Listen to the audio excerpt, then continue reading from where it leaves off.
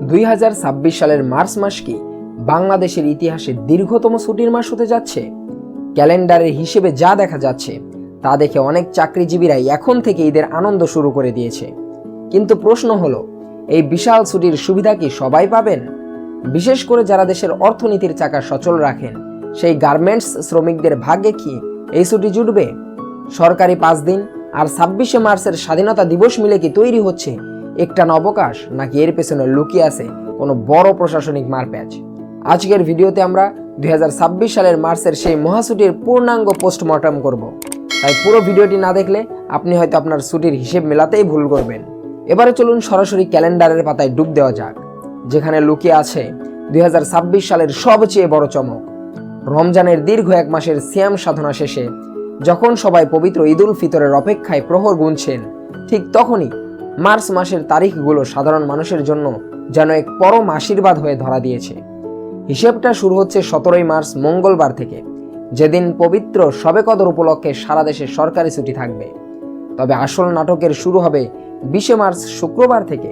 জুমাতুল বিদা বা রমজানের শেষ শুক্রবারের আধ্যাত্মিক আবহ যখন চারিদিকে ছড়িয়ে পড়বে, ঠিক তখন থেকে মূলত শুরু হয়ে যাবে দেশের সবচাইতে বড় ছুটির মহোৎসব।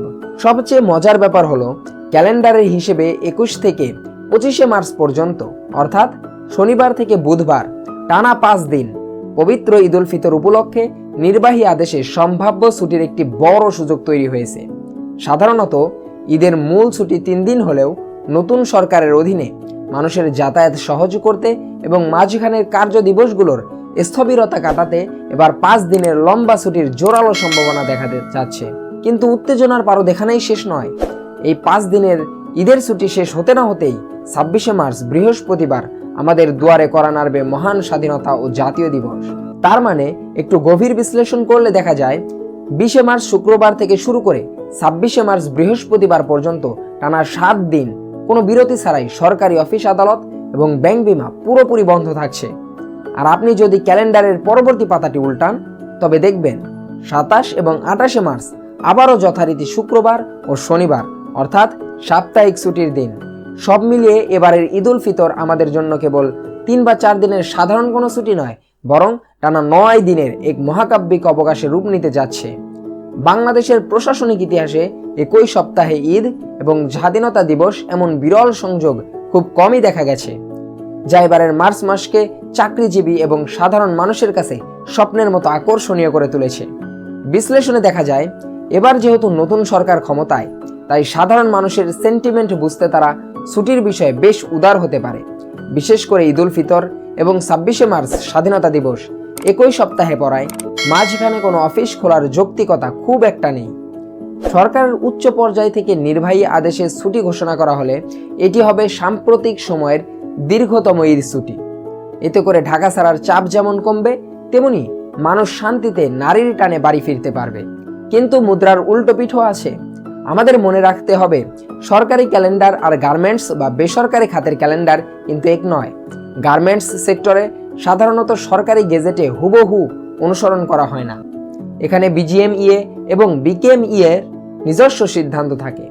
গার্মেন্টস মালিকদের যুক্তি থাকে শিপমেন্টের ডেডলাইন নিয়ে।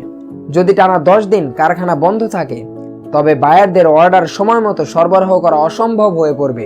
তাই গার্মেন্টস শ্রমিকরা হয়তো সরকারি 5 দিনের জায়গায় 3 বা 4 দিনের ঈদ ছুটি পেতে পারেন। আর 26শে মার্চের ছুটিটা তাদের জন্য বাধ্যতামূলক হলেও মাঝখানের দিনগুলোতে অনেক কারখানার ওভারটাইম বা বিশেষ ডিউটি করানোর প্রবণতা দেখা দিতে পারে। অর্থাৎ সরকারি কর্মকর্তারা যখন 9 দিনের ছুটি কাটাবেন, গার্মেন্টস শ্রমিকদের ক্ষেত্রে সেই ছুটি 3 থেকে 5 দিনের মধ্যেই সীমাবদ্ধ থাকবে। এই দীর্ঘ ছুটির কারণে দেশের পরিবহন ব্যবস্থায় বিশাল বিশৃঙ্খলা দেখা দিতে পারে। যখন সবাই একসাথে বাড়ি ফেরার সুযোগ পাবে, তখন বাস, ট্রেন এবং লঞ্চের টিকিটের হাহাকার অন্য যে কোনো সময়ের চেয়ে বেশি হয়ে যাবে। পাশাপাশি টানা বন্ধের কারণে নিত্য প্রয়োজনীয় পণ্যের সাপ্লাই চেইন কিছুটা ব্যাহত হতে পারে।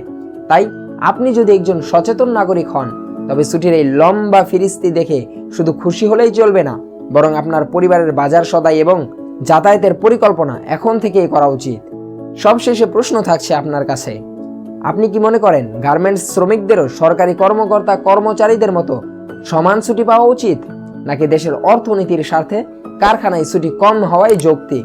আপনার সুচিন্তিত মতামত আমাদের কমেন্ট বক্সে জানান।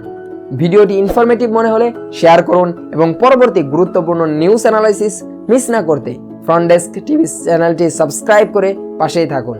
দেখা হবে পরবর্তী ভিডিওতে। ভালো থাকুন, সুস্থ থাকুন, আল্লাহ হাফেজ।